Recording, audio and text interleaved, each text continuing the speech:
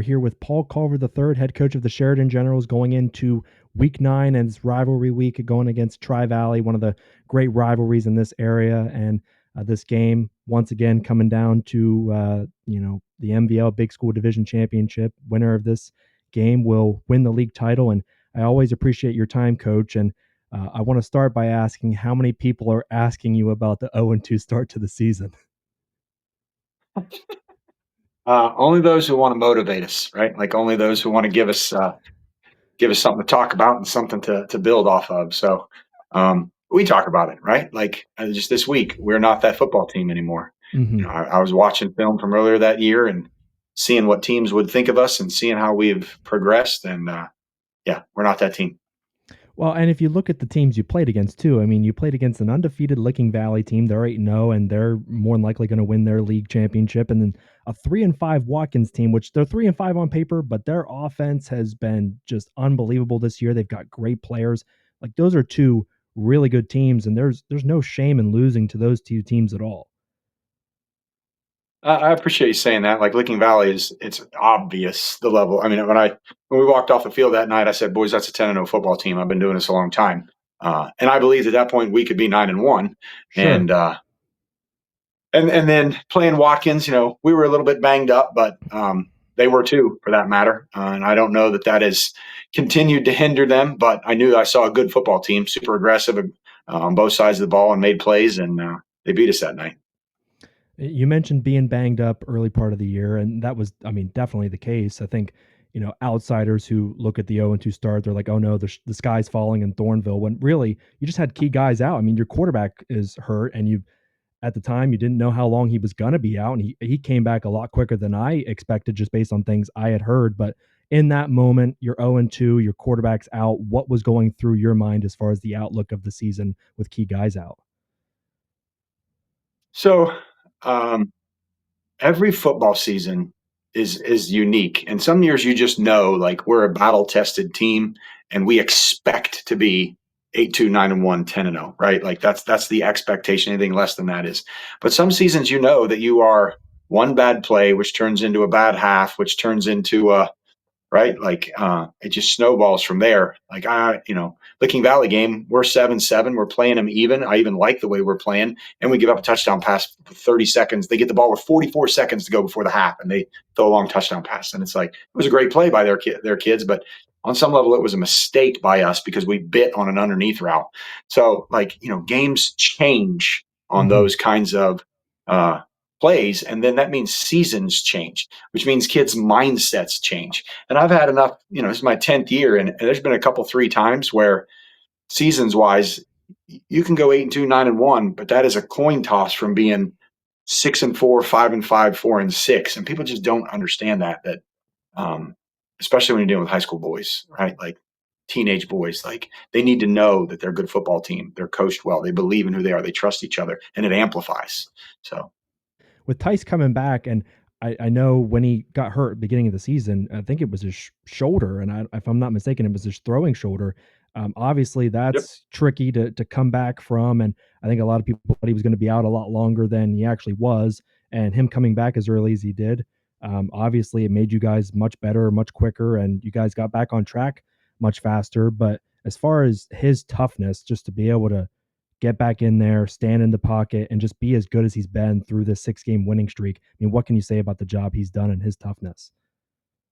I'm glad you steered me back to that because I started to say like seasons hinge on just plays, let alone injuries. That's where I was going, and then I lost my train of thought. So, I appreciate you bringing me back to that. Tyce, he weathered the storm. We like our other quarterback, Graham Anderson, and Graham played really well against Watkins that night. But getting Tyce back, like he has a big time arm, and he's able to get the ball to our athletes in space, the quick release, and just a complete command of the offense. A kid that is, he's watching film and he sees things. He sees what we want to do, and so it's good to have him back. And the kids respond to him, and I think they respond to Graham. And Russ was not healthy at Watkins. Right. You got a 1,000-yard tailback that's operating at 60%, and you can choose to pull somebody from defense and try to get them carries. And Logan Jones is an excellent running back, but we really rely on him defensively. That's where you're starting to get into, like, we face certain teams like Licking Valley, like Watkins, like Tri-Valley, that don't play kids two ways, right? Like they're a program in that sense that they have 50, 60 kids on the roster, 20 seniors, 20 juniors, 20 sophomores. And so therefore they're going to mostly play kids one way. And so when you start pulling kids both ways and you're in a 4-quarter battle, that's where you're going to see cramps, injuries. That's when, and that's hard. And so those kind of coin tosses. So having Tyce, knowing he's completely fresh on offense, knowing he can conduct the offense, we're not asking him to bang away on defense. And Russ getting hurt actually pulled him off defense. He started defense first 2 weeks, and him getting hurt pulled him off defense. And then it allowed other guys to step up and make plays, but it made our offense that much stronger because now, you see it in the fourth quarter. I haven't broken down the stats, but like the yards that he's racked up in the second half as he's been fresh, not playing defense against teams that we play, it adds up. Yeah, Tyce has been playing well during the 6-game winning streak. But you mentioned, Russ Logan's a 1,200-yard running back this season, 16 touchdowns, averaging 152 yards a game. And the last 2 weeks, I mean, like 200 yards rushing, 5 touchdowns combined against Morgan and Philo. So I mean, and he's almost rushed for 400 yards those last 2 weeks.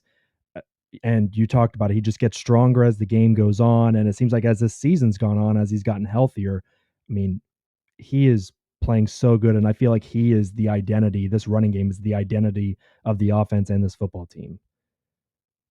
No questions asked. I mean, like having a tailback that can break tackles, right? Like teams pack the box. So then that means that we can block up what you would call their front 6 or their front 7, depending upon the formations, and some teams even like a front 8.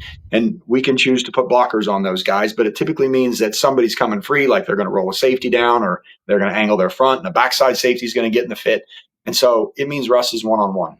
And he wins those battles. That changes your offense entirely because they're rolling a safety down in the box, which means they're probably playing man someplace else, which means Logan Hupp's going to have a big game, or Yeah. Luke Skinner or one of our other athletes. And Tyce sees those things. He understands as they move to compensate against this formation.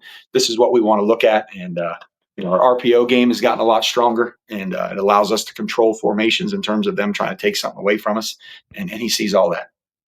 Yeah, you mentioned Logan Hupp too. I mean, last year he was playing quarterback some, splitting time with Tyce, and now he's an excellent receiver. I think he had like 90 yards and a touchdown last week, but he's just been doing it all year too. And he's an athlete that you've been able over the last couple of years to just put all over the field, really wherever you want, and he is successful.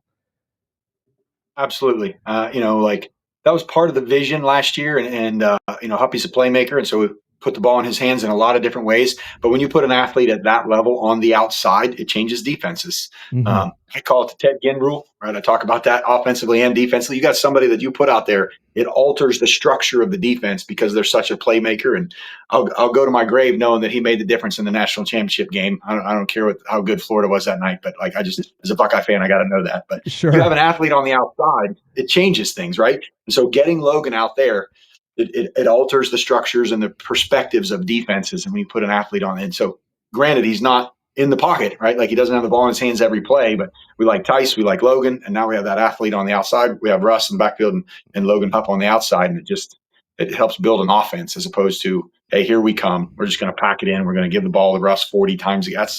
That's great for Russ. That's great for us if we win, but that's not an offense that's going to sustain itself. And so Huppy really gives us that dynamic. Now, as we inch closer and closer to Tri-Valley this Friday, you're going up against another great running back, the leading rusher in the MVL, and Levi Wade, and he has been unbelievable as a sophomore. I can't believe he's only a sophomore, but I feel like this, as you call it, it's phone booth football. It's the ultimate matchup of phone booth football. Logan against Tri-Valley's defense, and then your defense against Levi Wade. Is that how you see it? Is that this game's going to be won by whoever plays phone booth football better? So I don't expect either team to dominate the other. So yes, it's phone booth football, but because both of those teams have that kind of identity, because both of those teams are willing to trade blows like that, most teams are not.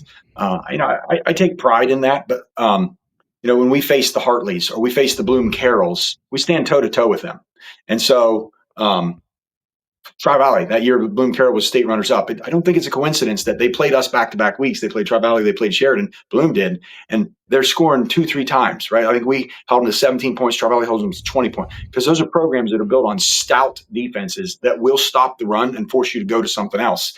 And Bloom still ran the ball on us that night to some extent, but 17 points I think was their season low until the state championship. So we have that kind of identity, right? And so yes, you're staring in the screen, you're staring in the the face of a mirror in that sense. That Tri Valley has that same kind of identity. But what it really is now that we're in a lot of ways equally matched, who else is going to step up? Which quarterback, which receiver, which defensive back is going to make a play that can change a game? And so I think you'll see some of that. Maybe a special teams play will be really huge. It was 3 years ago or 2 years ago when they beat us at our place.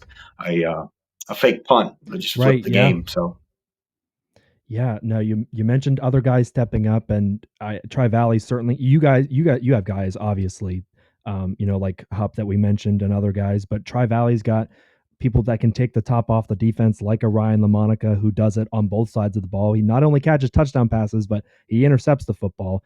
And then Luca Gargis, super talented, fast, can high point the football. He had a 61-yard touchdown, I think, last week against Philo. yep. How do you prepare for that element to not get beat over the top if you are kind of matching up against that run game like we talked about?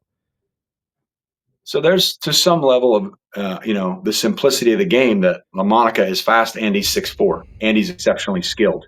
So you could, unless you're literally going to double team him, and there will be times that we feel we need to do that, but you just need kids not to get beat deep. He still can go up and make a play, right? Right. And so you can't, like, I guess, how do I put this? Like, how do you scheme for that? Well, you start thinking that, oh my gosh, we have to do double teams every play, then they're going to gouge you with the run game. And so we like our Mhm. base defense, but we also like situational checks that we have based on what we think they're going to do with down and distance. But they have weapons. There's no doubt. I mean, he's a difference maker. The other two or three receivers that they have are excellent football players. They block.